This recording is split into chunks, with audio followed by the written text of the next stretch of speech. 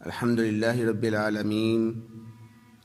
والصلاة والسلام على سيد الأنبياء والمرسلين نبينا محمد وعلى آله وأصحابه أجمعين أما بعد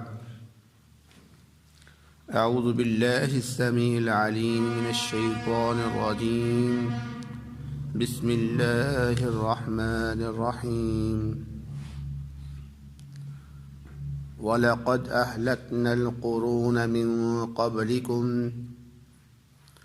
بلا شبہ ہم نے آپ سے پہلے بہت سارے لوگوں کے گروہوں کو ہلاک کیا لما ظلموا جب انہوں نے ظلم کیا وجاءتهم رسلهم بالبينات اور ان کے پاس ان کے رسول واضح دلائل لے کر آئے تھے وما كانوا ليؤمنوا اور نہیں تھے کہ وہ ایمان لے کر آئے ان پر كذلك نجزي القوم المجرمين اسی طرح ہم مجرم قوم کو جزا دیتے ہیں۔ سورۃ یونس کی آیت نمبر 13 آپ کے سامنے تلاوت کی گئی ہے۔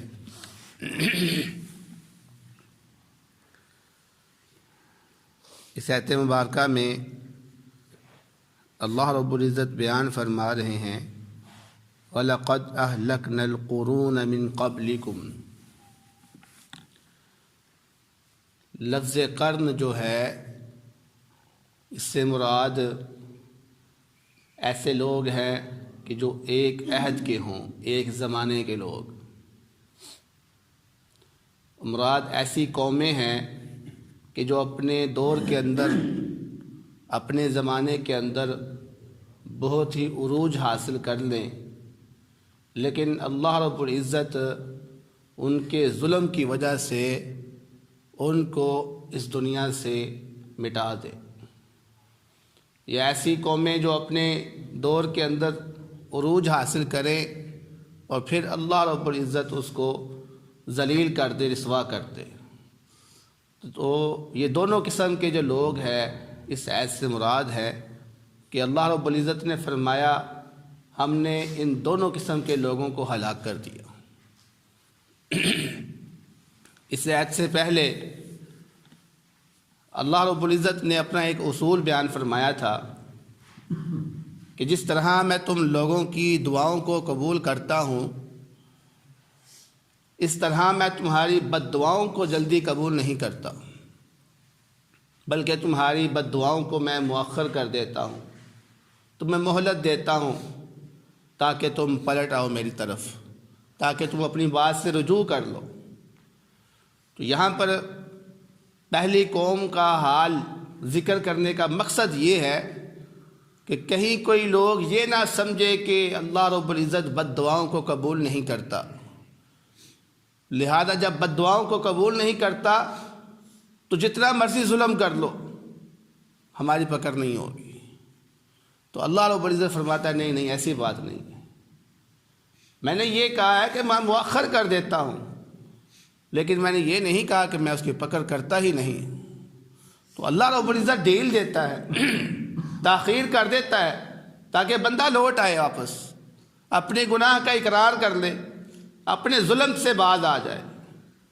لیکن جب وہ مہلت اللہ رب العزت کے ہاں ختم ہو جاتی ہے تو پھر اللہ رب العزت ایسی پکڑتا ہے اس کو کہ وہ انسان پھر اس دنیا سے جو ہے نا وہ مٹ جاتا ہے۔ اس لیے فرمایا اگر تمہیں یقین نہیں آتا تو پہلی قوموں کا حال دیکھ لو، کس طرح اللہ رب العزت نے ان کو عروج دیا تھا، ان کو اللہ رب العزت نے دنیا کی ہر چیز دی، طاقت دی، ان کو مال دیا، شہرت دی، ان کو حکومت دی ان کو، لیکن انہوں نے کیا کیا؟ ظلم کیا۔ تو اللہ رب العزت نے ایک وقت دیا ان کو، ایک مہلت دی، لیکن جیسے ہی مہلت وہ ختم ہوئی تو اللہ رب العزت نے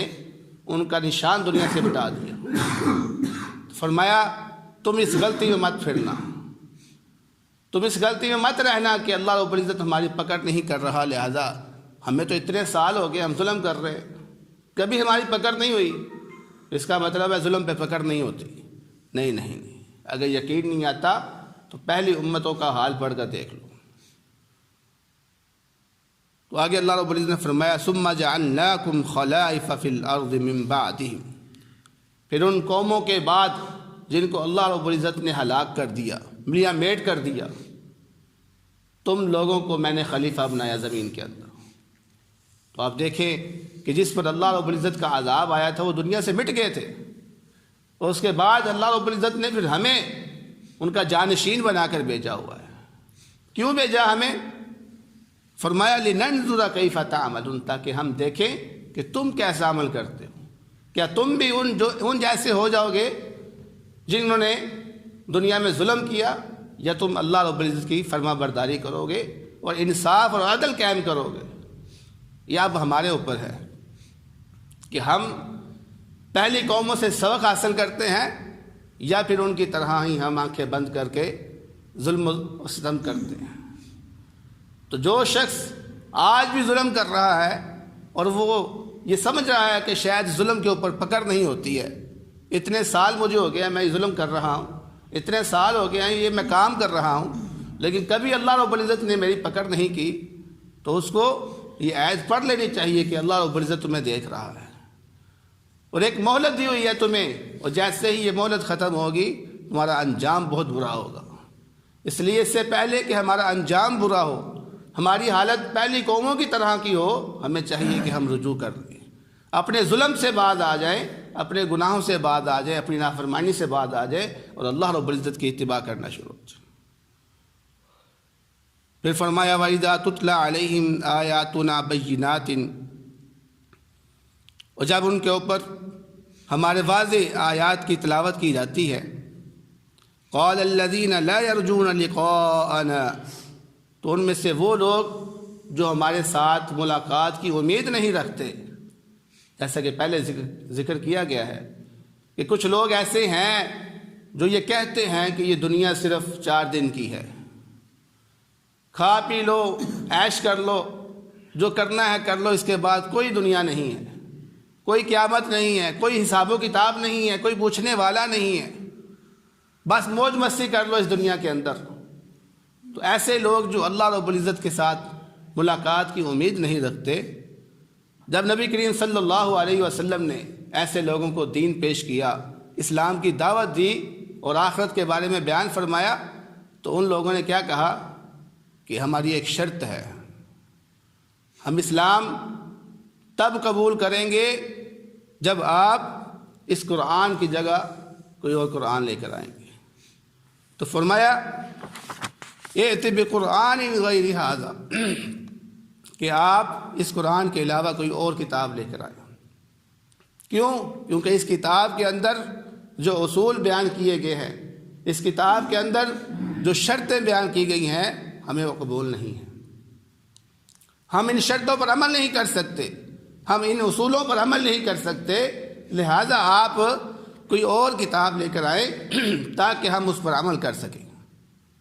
او بدلو، یا تم اس کے اندر تبدیلیاں کر لو، کچھ ہماری باتیں مان لو، کچھ اپنی منوا لو، کمپرومائز کر لیتے ہیں تاکہ ہم دونوں راضی ہو جائیں اس بات کے اوپر۔ تو جس چیز کے اوپر ہم دونوں راضی ہو جاتے ہیں وہ باتیں تم اس کے اندر ایڈ کر لو، اور جس باتوں کے اندر ہمارا اتفاق نہیں ہوتا ان کو تم اس کتاب سے نکال دو، تو پھر ہم جا کر ایمان لے کر آ جاتے ہیں۔ تو اللہ رب العزت نے کیا فرمایا؟ وَمَا قُلْ مَا يَكُونُ لِي أَنْ أُبَدِّلَهُ مِنْ تِلْقَاءِ نَفْسِي، کہ اے نبی صلی اللہ علیہ وسلم آپ ان سے فرما دیجئے کہ کتاب کو بدلنا میرے اختیار میں نہیں ہے، میں اس کتاب کو نہیں بدل سکتا ہوں۔ کیوں؟ کیونکہ ان اتبع الا ما یوحى الی، میں تو صرف اس چیز کی پیروی کرتا ہوں جو اللہ رب العزت کی طرف سے نازل کی جاتی ہے، لہذا میرے اختیار میں نہیں ہے کہ میں اس کتاب کو بدل دوں یا اس کے اندر میں تبدیلی کروں، کیونکہ یہ کتاب اللہ رب العزت کی طرف سے نازل شدہ ہے۔ فرمایا انی اخاف ان عصیت ربی عذاب یوم عظیم،